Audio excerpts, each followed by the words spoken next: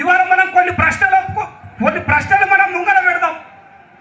రోహిణి కార్తె అంటే మీకు అందరికీ తెలుసు. రోహిణి కార్తె అంటే మీకు అందరికీ తెలుసు.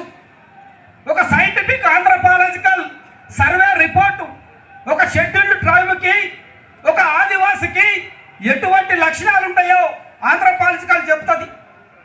రోహిణి కార్తెలో కాకిని పుల్లని బట్టి, కాకి పుల్ల పట్టేదాన్ని బట్టి, కాకి గూడు పెట్టేదాన్ని బట్టి, కాకి పుల్ల మొదట పట్టిందా, కాకి పుల్ల చివరికి పట్టిందా అని కాకి యొక్క జ్ఞానాన్ని కనుగొని కాలాన్ని చెప్పేవాడే ఆదివాసులు అని చెప్పింది మన గోయ సిద్ధాంతం. కాకితో కాలం కొలుస్తారా? కాకి చింత చెట్టు మీద కాకి గూడు పెడుతుంది. గూడు పెట్టినప్పుడు తన పిల్లలు తడవద్దంటే వర్షం ఎప్పుడు వస్తుందో అనే సోయి కాకికి ఉంటుంది. కాకికే కాదు, ప్రకృతిలో ప్రతి ఒక్క జీవికి వర్షం ఎప్పుడు వస్తుందో ముందే తెలుస్తుంది, ఒక మానవునికి తప్ప. ఏ చెట్టు ఆకులు రాస్తే వర్షం వస్తుంది, ఏ జంతువు గుద్దే వర్షం వస్తుంది. సీమలు లోతట్టు ప్రాంతాల నుంచి తన ఆహారాన్ని ఒట్టు ప్రాంతానికి తీసుకుపోతుందంటే 5 రోజుల తుఫాన్ వస్తుంది. జంగ పిల్లి తెల్లారగట్ల మూలుగుతుందంటే తుఫాన్లు వస్తాయి. సందమామకు అర్ధగుడి కట్టిందంటే దగ్గర కడితే వర్షాలు దూరం ఉన్నాయి, దూరం కట్టిందంటే వర్షాలు దగ్గర ఉన్నాయి. నాగుంటాం కూస్తే వర్షం వస్తుంది, సీమలు ఇంట్లోకి వస్తే వర్షం వస్తుంది. ఇగో దీనినే ఇండిజినస్ నాలెడ్జ్ అంటారు. ప్రకృతి కదలికలను బట్టి, జంతువుల అరుపులను బట్టి, చెట్ల ఆకులను బట్టి, వీచే గాలులను బట్టి ప్రకృతి జ్ఞానాన్ని పట్టిన వాడే ఇండిజినస్ ఆదివాసీ ట్రైబల్ అవుతాడు తప్ప తెల్ల తోలుతోని వలస వచ్చిన లంబాడీలు ఏ రోజు కూడా ఆదివాసులు గారని నినదించడానికే పెట్టిన సభ అవుతాడేది కూడా గుర్తు పెట్టుకోవాల్సిన అవసరం ఉన్నది. ట్రైబల్స్ ఎక్కడుంటారు? ఇప్ప పువ్వు సందకాల సుక్కకి ఇప్ప పువ్వు నేరడానికి మసమస సీకట్లో మాఘ పున్నమిలో బుట్టలు పట్టుకొని గుంపులుగా ఇప్ప పువ్వు వేరి ఇప్ప పువ్వు లడ్డు చేసిన వారు ఆదివాసులు అవుతారు. 9 రోజులు ఊరబెట్టి 9 రోజులు ఇప్ప పువ్వును ఊరబెట్టి ఆవిరి నుంచి తీసే ఇప్పసార తయారు చేసిన వారు ఆదివాసులు అవుతారు. 24 గంటలల్లా బుడాంబ తయారు చేసిన వారు ఆదివాసులు గారు. సైంటిఫిక్ గా 9 రోజులు నానబెట్టి ఆవిరి నుంచి తీసిన వారు ఆదివాసులు అవుతారు. ఇప్ప పువ్వు లడ్డూలు చేసిన వారు ఆదివాసులు అవుతారు. కుడుములు చేసిన వాళ్ళు ఆదివాసులు అవుతారు.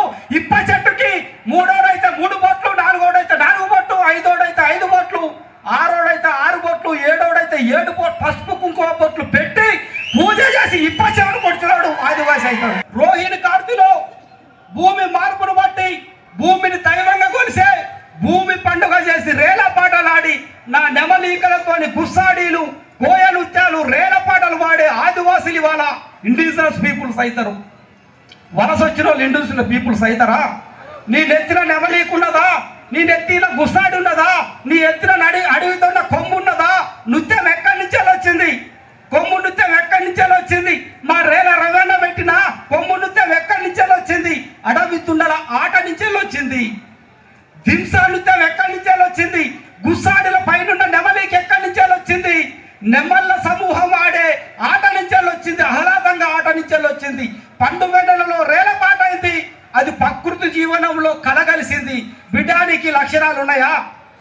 ఆదివాసి అంటావు కదా, లయన్స్ క్లబ్ లో మీటింగ్ పెట్టినావు, ఆదివాసి అంటావు కదా, నీకు ఈ ప్రకృతి సంబంధం ఉన్నదా అని గల్ల బట్టి మనం అడగకుంటే బిడ్డ మనని పాతాళానికి దొక్కే కుట్రలు. రోహిణి కార్తె అయిపోయిన తర్వాత భూమి పండుగ, పెద్దల పండుగ, ఇలవేల్పుల పండుగ, ఒక పండుగకు ఒక పండుగకి అనుసంధానంగా ప్రకృతిలో మార్పులను బట్టి చేసే పండుగలు ఇండిజినస్ ట్రైబల్ కు వర్తిస్తాయి. ఈ లక్షణాలు ఉన్నాయా? నల్ల చెన్నగడ్డ డైరెక్ట్ గా తింటే 100 నాగుపాములతో విషంతో సమానం. కానీ నల్ల చెన్నగడ్డ తినకుంటుండేదుంటే ఆదివాసి గద్దరు వచ్చి చచ్చిపోతాడు. ఆ నల్ల చెన్నగడ్డ తెల్ల చెన్నగడ్డని రోహిణి కార్తెలో తొలకరిలో వాగులెంబటి ఓరేలెంబటి తవ్వి తీసుకొని వచ్చి 100 నాగుపాముల విషాన్ని తరిగి కొత్త గంపలో పెట్టి పారే నీటిలో 24 గంటలు వస్తే ఆ 100 నాగుపాముల విషం పోయిన తర్వాత విషాన్ని ఆహారంగా మార్చుకొని మలేరియా రోగాన్ని తగ్గించుకున్న ఆదివాసీ ఇండిజినస్ పీపుల్స్ అవుతారు.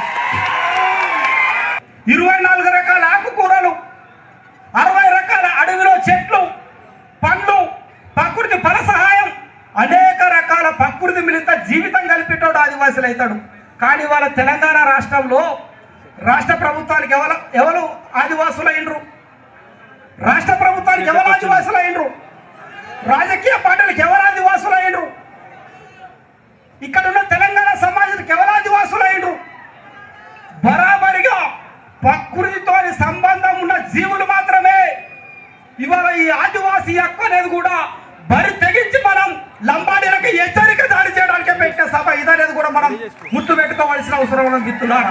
ఇప్పుడు కళాకారులతో ఒక మన ముందు వాళ్ళు ఇంతసేపు మనల్ని ఆలోచించారు కాబట్టి వారి యొక్క శ్రమకు గుర్తింపుగా మనల్ని గౌరవించుకోవాలి కాబట్టి వారిని వేదిక పరిచయం చేస్తూ వాళ్ళ యొక్క ఫోటోగ్రఫీ ఒకటి కళాకారులందరూ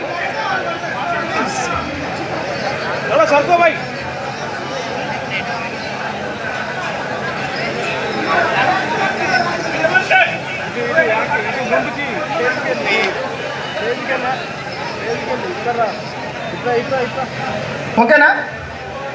రెడీ?